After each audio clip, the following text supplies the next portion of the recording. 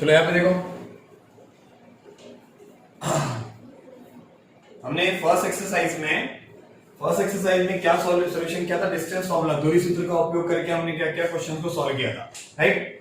लेकिन जब अभी सेकेंड एक्सरसाइज में हम लोग को दो फॉर्मूले को यूज करना है, एग्जैक्ट दो नहीं है, तीन फॉर्मूला है। एक है डिवीजन फॉर्मूला, एक है मिड पॉइंट फॉर्मूला और एक है सेंट्रॉइड फॉर्मूला। तो यहाँ पे डिवीजन फॉर्मूला मतलब विभाजन सूत्र और मध्य बिंदु सूत्र, इसका उपयोग करके आपको निर्देशांक कोऑर्डिनेट फाइंड करना पड़ेगा, ठीक है। तो यहां पर आपको समझो कि ऐसा क्वेश्चन है, डिवीजन फॉर्मूला क्या है हम लोग का, एग्जैक्ट डिवीजन फॉर्मूला बोलते किसको है, यहां पे समझना। एक लाइन है, उस लाइन पर दो पॉइंट दिए गए हैं, वो दोनों पॉइंट के बीच में अगर कुछ होगा एकदम सेंटर में, तो मिड पॉइंट फॉर्मूला का यूज करना है आपको। और अगर थोड़ा साइड में होगा, लेकिन दोनों के बिटवीन होना चाहिए, बिटवीन मतलब बीच में, लेकिन एकदम सेंटर में नहीं होना चाहिए। यहां पे मैंने आर लिख दिया। ये आर लिखने के बाद आपको बोला जाएगा आर का कोऑर्डिनेट फाइंड करो, आर का निर्देशांक पता करना है आपको। तो आर का कोऑर्डिनेट फाइंड करने के लिए आपको ये कोऑर्डिनेट और ये कोऑर्डिनेट P और Q का निर्देशांक दिया होगा, और ये बोल दिया जाएगा कि R PQ वाली लाइन को क्या कर रहा है, किसी रेशियो में डिवाइड कर रहा है, किसी अनुपात में विभाजित कर रहा है, ठीक है। तो जो भी अनुपात होगा, यहां पे P और Q दे दिया और R की वैल्यू आपको पता करनी है, ठीक है। R की वैल्यू अगर आपको पता करनी है तो आपको बोला गया कि R PQ को किसी रेशियो में डिवाइड कर रहा है। तो जिस रेशियो में वो डिवाइड करेगा, रेशियो में जो डिवाइड हो रहा है वो m और n होता है। जो अनुपात होता है उसका पहला वाला पद m होता है और दूसरा वाला पद आपका n होता है। तो इसको m और n से जोड़ करने का, ठीक है। ये आपका x1 y1 होगा, ये आपका x2 y2 होगा, और इसको क्या बोलेंगे हम लोग xy। जो भी वैल्यू, जो भी p और q के बीच में होगा, किसी भी लाइन के बीच में अगर कोई वैल्यू है तो उसे हमेशा क्या मानने का, xy। फर्स्ट वाले को x1 y1, दूसरे वाले को x2 y2। तो ऐसे कुछ क्वेश्चंस हैं आपके पास। तो हम क्या करते हैं, फर्स्ट वाला क्वेश्चन देख लेते हैं।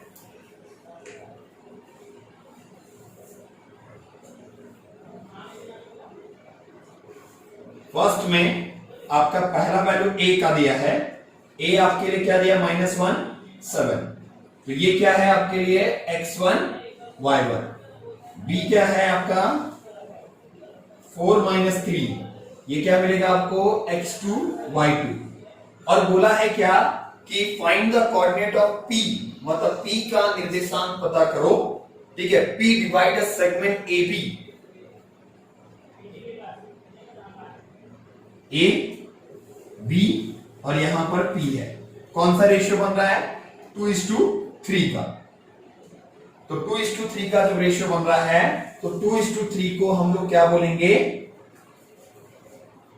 m/n is equal to 2:3, okay. उसके बाद आपको जो कोऑर्डिनेट दिया है, find the coordinate of point P, P का निर्देशांक आपको निकालना है। तो P को क्या माने हम लोग, xy। ये ऐसा लिख देना है पहले आपको, ठीक है। उसके बाद P का फॉर्मूला किसके लिए, x का फॉर्मूला क्या है, mx2 plus nx1 upon m plus n। तो x is equal to m की वैल्यू बोलो 2, x2 की वैल्यू 4 प्लस, दिख रहा है आपको 4, यहां पे n कितना है 3, x1 कितना है -1 अपॉन 2 + 3, कितना होगा, x is equal to 8 plus -3 upon 5। तो 5 upon 5 is equal to y की value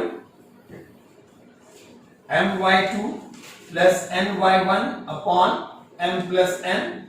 y is equal to my2 कितना होगा, m कितना है बोलते रहो 2, y1 कितना है y2 -3 प्लस n कितना है 3, y1 कितना है 7 अपॉन 2 प्लस 3।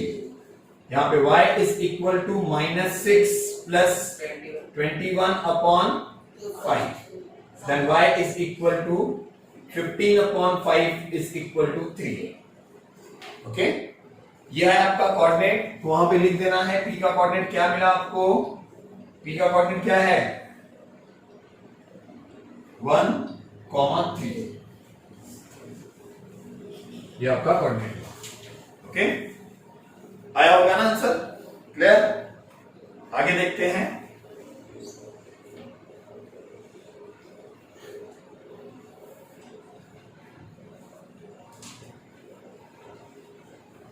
आपके क्वेश्चन नंबर 2 में यही सब क्वेश्चंस दिया हुआ है, सिर्फ उसके m और n की जगह पे आपको a/b दिया होगा, ठीक है।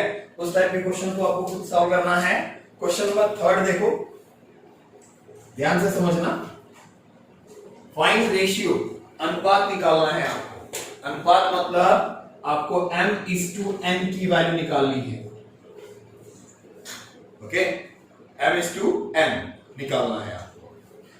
उसके बाद बोला पॉइंट T, बिंदु T जो है वो AB, P और Q को क्या कर रहा है, डिवाइड कर रहा है। मतलब P यहां पर होगा, Q यहां पर होगा और T यहां पर होगा। अब ये मुझे नहीं पता कि T ज्यादा इधर है कि ज्यादा इधर है, हमको सिर्फ बोल दिया T क्या कर रहा है, PQ को डिवाइड कर रहा है। ये लाइन बनाओ चाहे बनाओ, लेकिन समझने के लिए आपको क्या करना, रफ में ड्रॉ कर लेना।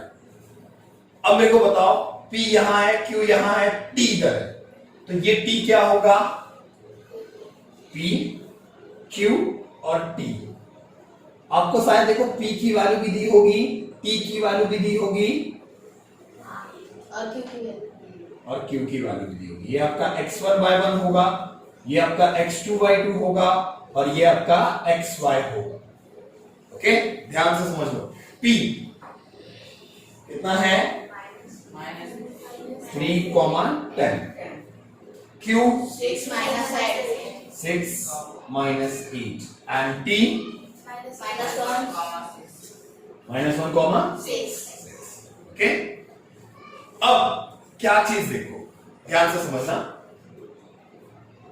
x1 दिया है, x2 दिया है, x दिया है, x1 दिया है, x2 दिया है, x दिया है, y1 भी दिया है, y2 भी दिया है और y भी दिया है। जब इसके सारी वैल्यू दी होगी, ठीक है, कोई मिसिंग नहीं है, सिर्फ क्या मिसिंग है, m और n। अब आपकी मर्जी, आपको x वाले फॉर्मूले को यूज करना है या y वाले फॉर्मूले को यूज करना है, वो आप पर डिपेंड करता है। तो मैं अब इसमें x वाला फॉर्मूला यूज करता हूं, m/x2 plus n x1 upon m plus n। x1 कितना है, x कितना है, x -1, m पता नहीं, x2 कितना है 6,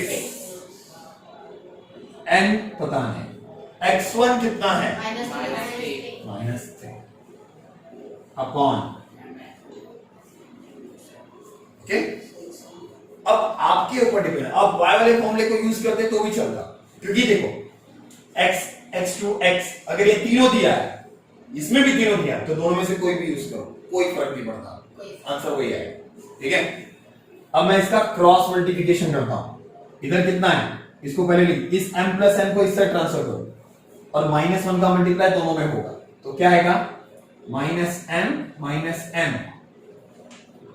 नहीं समझा, ये जब इधर गया तो साइन क्या, डिवीजन है ना, तो इस साइड होगा तो मल्टीप्लाई होगा, और मल्टीप्लाई होगा तो -1 का मल्टीप्लाई m और n में होगा।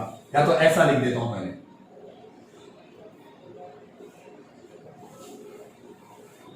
अब समझा, ओ बहुत दूर के देख रहा हूं, 6m - 3m। अब ब्रैकेट ओपन करो, अब 6m को इधर, m वाली फैमिली को, m किस साइड बढ़ा है वो देखो, उस साइड ना, तो तो m वाली फैमिली को एक साइड, n वाली फैमिली को एक साइड। तो यहां पर आएगा 6m प्लस m, यहां पे 3n minus m, 3n plus हो जाएगा। ओके, माइनस करो,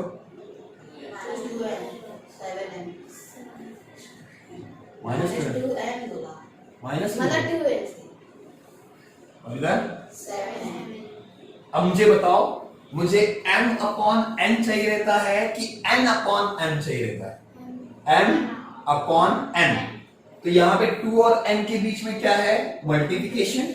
और 7 और m के बीच में क्या है? मल्टीप्लिकेशन। तो हम क्या करेंगे, 7 को इधर लेंगे और n को इधर लेंगे।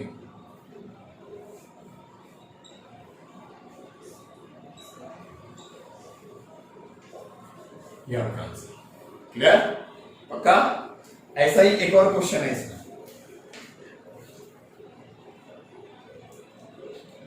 Question number 5।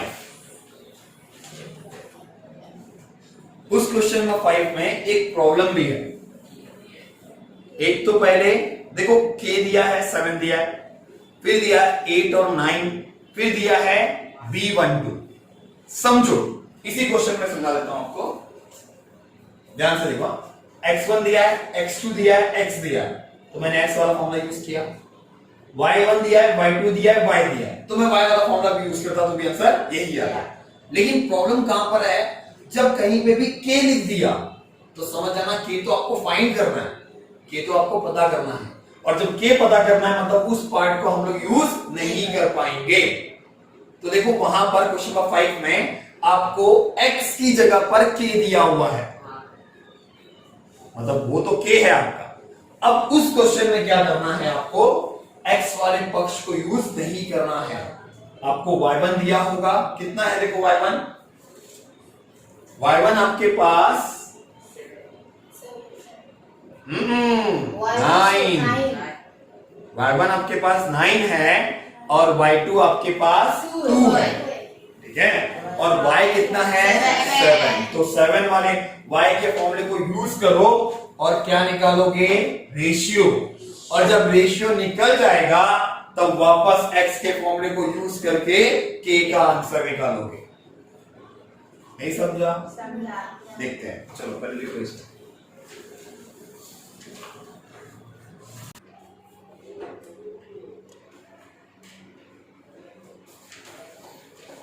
क्वेश्चन नंबर 4 में आपको क्या बोला है, एक सर्कल है, एक वृत्त है, इस सर्कल के अंदर एक P पॉइंट है, मतलब P सेंटर है, केंद्र है। इस केंद्र से मैंने AB डायमीटर ड्रॉ किया, व्यास बनाया, जिसमें A का निर्देशांक कोऑर्डिनेट 2-3 है और P का कोऑर्डिनेट -2,0 है। तो आपको B का कोऑर्डिनेट निकालना है। आपको इतना पता होना चाहिए कि P ये AB के एकदम सेंटर में होगा, मतलब मध्य बिंदु होगा, मीड पॉइंट होगा। अगर P AB के सेंटर में होगा तो इसमें हम P को क्या कंसीडर करेंगे, मीड पॉइंट। और जब मीड पॉइंट बोल दिया गया, मध्य बिंदु बोल दिया गया, तो आपको मध्य बिंदु का फॉर्मूला क्या करना है, लगाना है, मीड पॉइंट फॉर्मूला लगाना है, ठीक है। क्वेश्चन में एक चीज को याद रखना, अगर क्वेश्चन में रेशियो नहीं दिया है तो पहले ये चेक कर लो क्या रेशियो फाइंड करना है।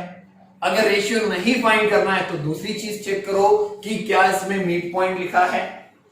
मिड पॉइंट नहीं है तो भाई थोड़ा सा क्वेश्चन कॉम्प्लिकेटेड होगा। अब इसमें क्वेश्चन में मिड पॉइंट कहीं नहीं लिखा है, तो हमने क्या समझा कि P is the centre of circle, P इस वृत्त का केंद्र है और AB is the diameter. AB क्या है, व्यास है। अगर AB व्यास है तो हम ये समझेंगे कि P AB का क्या है, मिड पॉइंट।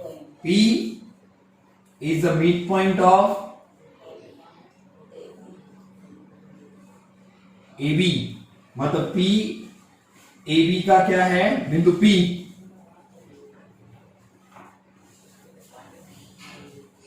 बिंदु P AB का क्या है, मध्य बिंदु है।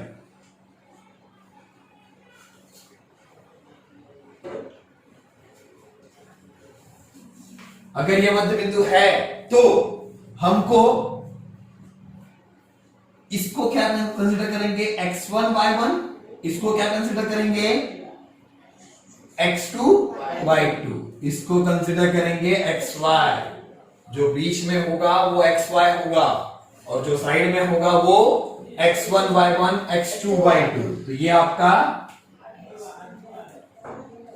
x2 y2 आपको पता करना है। मतलब यहां पे क्या चीज मिसिंग है, xy नहीं, x2 y2 मिसिंग है। ओके, अब फॉर्मूला लगाओ, x is equal to x1 plus x2 upon 2, x की वैल्यू बोलो -2, x1 2 plus x2 upon 2। Okay, 2 को ट्रांसफर करो, -4 is equal to 2 plus x2, -2 इधर गया, 2 इधर गया तो क्या होगा, -2, -4 -2 -6 इज इक्वल टू x2। ये हुआ। अब चलो y2 की वैल्यू निकालना है, तो y इज इक्वल टू क्या लिखूंगा, y1 plus y2 upon 2। y की वैल्यू क्या है, 0, y1 -3 प्लस y2 अपॉन 2। अब 2 का मल्टीप्लाई किस में होगा, 0 में, तो आंसर क्या आएगा, 0 is equal to -3 plus y2, -3 इस साइड आया तो क्या होगा, 3। ये बना आपके b का कोऑर्डिनेट, समझा, हाँ, क्लियर हुआ ये।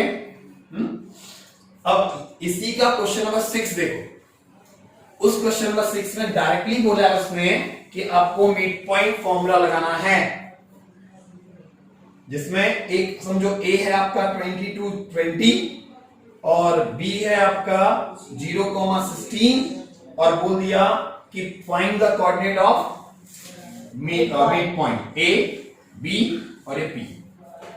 p is the mid point of ab और मुझे ab का ही कोऑर्डिनेट निकालना है, मतलब इस p का ही कोऑर्डिनेट निकालना है। तो ये आपका क्या है, 22,20, ये क्या है आपका 0,16, तो ये बना आपका x और y, ये बनेगा आपका x1 y1 और ये बनेगा आपका 2y2। तो सीधा सीधा फॉर्मूला है, इसमें कोई भी ट्रांसफर नहीं करना है। P is the mid point of AB, P अगर AB का मध्य बिंदु है तो मध्य मिड पॉइंट फॉर्मूला, मध्य बिंदु सूत्र क्या होता है, x is equal to x1 plus x2 upon 2, y is equal to y1 plus y2 upon 2। तो यहां पर 22 प्लस 0 22 अपॉन 2 किया तो कितना आएगा, 11, और यहां पे 20 प्लस 16 कितना, 36, डिवाइड किया 2 से तो कितना आएगा, 18। क्वेश्चन क्लियर, समझा, ओके, चलो देख लो।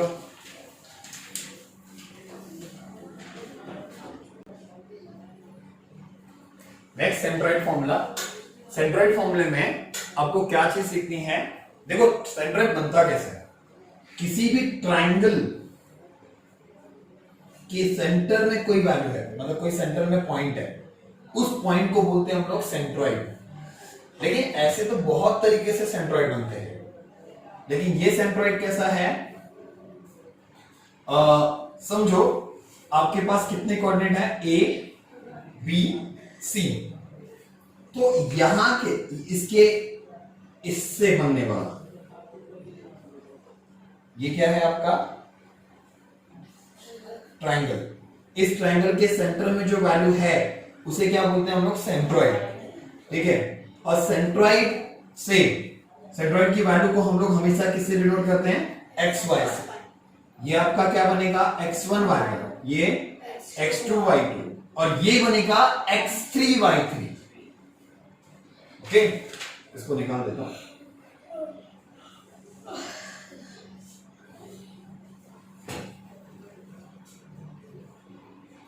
यहां पर फॉर्मूला क्या है, x और y निकालने का, x1 plus x2 plus x3 upon 3, y1, x के लिए क्या लिखा मैंने, x1 plus x2 plus x3 upon 3, y के लिए y1 plus y2 plus y3 upon 3। ये फॉर्मूले को यूज करो और बाकी आंसर निकलेगा। तो क्वेश्चन नंबर 7, क्वेश्चन नंबर 7 में आपके पास पहला पॉइंट ए लिखा मैंने -7,6, बी क्या है 2, -2 और सी क्या है 8,5। ये आपके लिए क्या बनेगा, x1 y1, x2 y2, x3 y3। Okay, formula x is equal to और y is equal to x1 plus x2 plus x3 upon 3 और y1 plus y2 plus y3 upon 3। Value को पुटअप करो और आंसर निकालो। Plus है तो plus में value put up करने का, माइनस है तो माइनस में। उसमें वही प्लस भी करना पड़ सकता है और माइनस भी करना पड़ सकता है, तो उसके कोऑर्डिनेट के साइन के ऊपर डिपेंड करता है कि उसे प्लस करना है कि माइनस करना है। चलो बोलो value x is equal to sir x1 -7 plus 2 plus 8 upon 3 कितना होगा, 10 - 7 3 अपॉन 3। इधर y is equal to x1 y1 6 minus 2 plus 5 upon 3। 6 minus 2 8 8 plus 6 minus 2 4 4 plus 9 upon 3। Formula, ठीक है। नेक्स्ट देखेंगे।